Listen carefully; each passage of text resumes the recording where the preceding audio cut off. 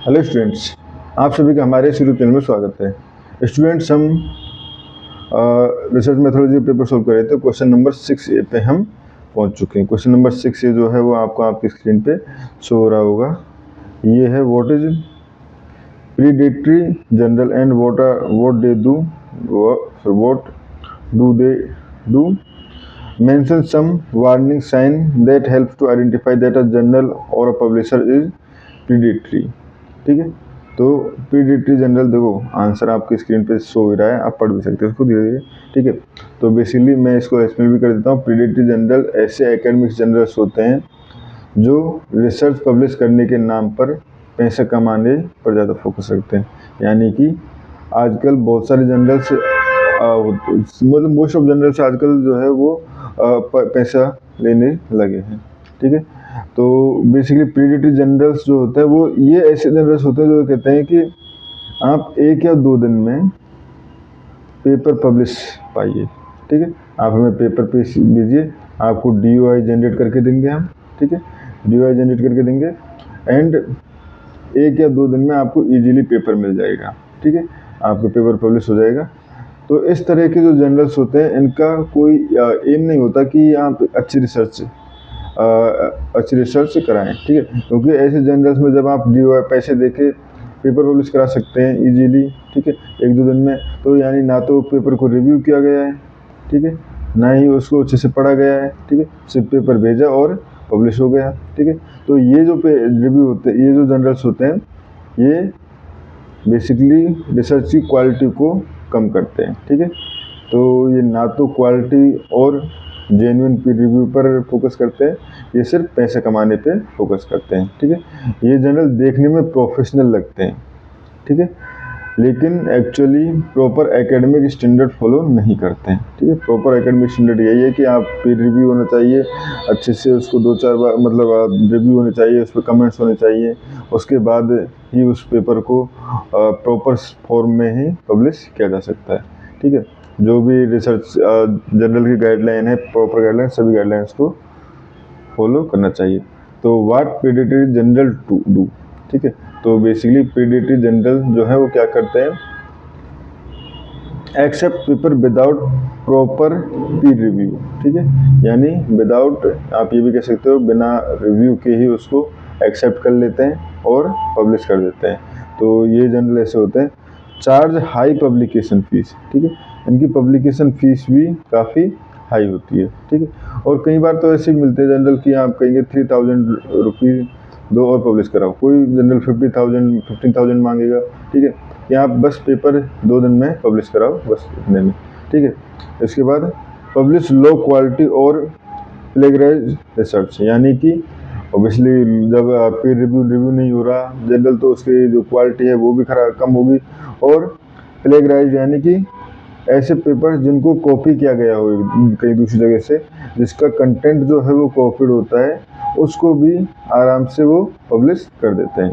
ठीक है, falsely claim to have a impact factor और इंडेक्सिंग, यानी एक झूठा क्लेम अपनी साइट पर शो करते हैं कि उनके पास एक इम्पैक्ट फैक्टर है और उनकी इंडेक्सिंग बहुत बढ़िया है, बट ये रियल में नहीं होता है। ठीक है, तो हम कह सकते हैं इनका मेन एम जो है वो साइंटिफिक नॉलेज को इम्प्रूव करना नहीं, बल्कि सिर्फ प्रॉफिट कमाना होता है। ठीक है, common characteristic of predatory journals. ठीक है, तो वार्निंग साइन जो होते हैं वो किस तरह से हम जर्नल्स को फाइंड कर सकते हैं। ठीक है, तो lack of paper Pir review. ठीक है, यानी पीर रिव्यू का पेपर जो है वो कम होते हैं। ठीक है, फिर ये हो गया। ठीक है, तो legislative general send submitted papers for review for subject expert, यानी जो हमारे पास ऑथराइज्ड या हाई क्वालिटी के जर्नल्स होंगे वो पेपर्स को सबमिट करने के बाद रिव्यू के लिए भेजते हैं सब्जेक्ट एक्सपर्ट के पास। ठीक है, सब्जेक्ट एक्सपर्ट जब उस पर कमेंट्स देता है उसके बाद ही पेपर को एक्सेप्ट या रिजेक्ट किया जाता है। और predatory journals often accept paper within a day without any meaningful review. ठीक है, and which is clear warning sign. ठीक है, जो कि ये क्लियरली वार्निंग साइन होता है।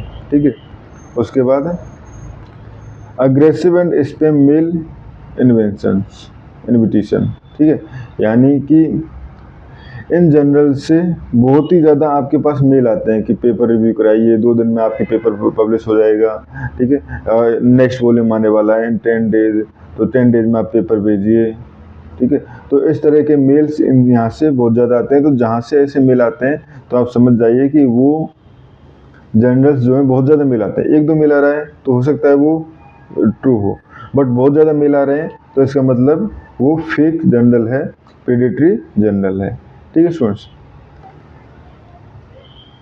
फेक और मिसलीडिंग इम्पैक्ट फैक्टर, ठीक है, fake and misleading impact factor. तो जैसे कुछ जर्नल्स फेक मैट्रिक्स यूज करते हैं जिसमें वो जो दिखा देते हैं कि ग्लोबल इम्पैक्ट फैक्टर हमारी इतनी है, यूनिवर्सल इम्पैक्ट फैक्टर इतनी है, ठीक है, ये जबकि जेन्युइन मैट्रिक्स नहीं होते हैं, ठीक है।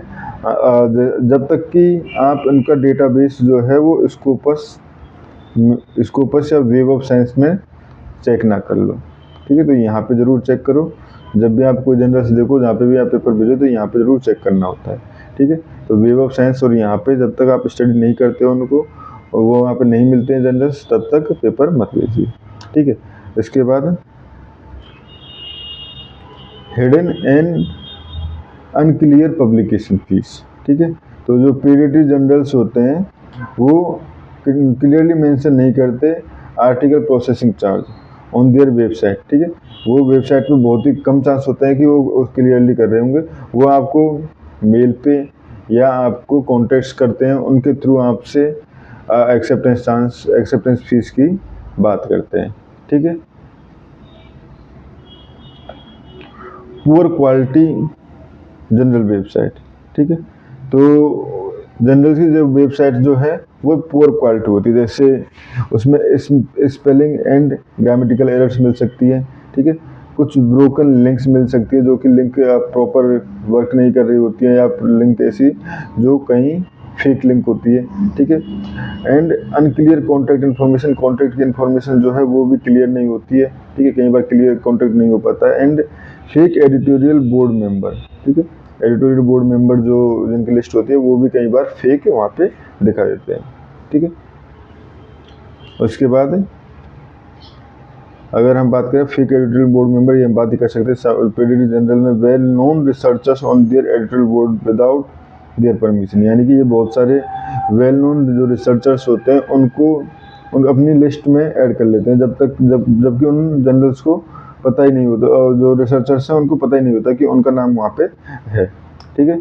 In other case they listed member may not have proper academic conditions, यानी जिनकी क्रीडेशनल सॉरी जो भी उनकी रिसर्च प्रॉपर नहीं हुई होती है उन लोगों को भी वहाँ पे ऐड कर लेते हैं। Lack of indexing in reputable database, ठीक है। अगर आप डेटाबेस उनका चेक करोगे, इंडेक्सिंग चेक करोगे तो वहाँ पे बहुत ही कम इंडेक्सिंग मिलेंगी कि कहाँ पर आपका जनरल जो है, ये जनरल जो है वो इंडेक्स्ड है। तो इस तरह से आप पता कर सकते हो। आपको जो चेक करना है वो वेब स्कोपस और वेब ऑफ साइंस में ज़रूर करना है। SCI ESCI ऐसे भी हमारे पास यहाँ पे भी होते हैं, ठीक है, वहाँ पे भी चेक कर सकते हो, तो ठीक है। Why predatory journals are helpful, ठीक है। तो क्यों? क्योंकि देखो सबसे पहले तो ये रिसर्चर्स की रेपुटेशन को ख़राब करते हैं, क्योंकि कुछ भी जर्नल कुछ भी पब्लिश हो जाए और एक पर्सन का बढ़िया जनरल पेपर है और वो 2 साल में पब्लिश हो, तो इस तरह से रिसर्चर्स की रेपुटेशन जो है वो ख़राब होती है कि अच्छी रिसर्च जो है वो तो 2 साल में पब्लिश हो रही है और बेकार रिसर्च जो है वो 1 दिन में पब्लिश हो रही है, ठीक है। वेट रिसर्च फंडिंग, ठीक है, क्योंकि वेस्ट रिसर्च फंडिंग जो हमारे पास रिसर्च फंडिंग देते हैं UGC एंड कहीं भी बहुत सारी कंपनीज भी हैं जो रिसर्च फंडिंग देती हैं, बहुत सारे कॉलेज मेडिकल कॉलेज जो होते हैं वो रिसर्च फंडिंग देते हैं, तो वो उस रिसर्च फंडिंग को वेस्ट कर रहे होते हैं। Reduce the credibility of scientific literature, ठीक है, तो साइंटिफिक लिटरेचर को भी की क्रेडिबिलिटी को भी वो कम कर रहे होते हैं, ठीक है। And spread unreliable and incorrect information, यानी जो रॉन्ग रिसर्च जो है वो पब्लिश हो रही होती है। तो स्टूडेंट्स इस क्वेश्चन में हमें इतना ही करना था। Thank you.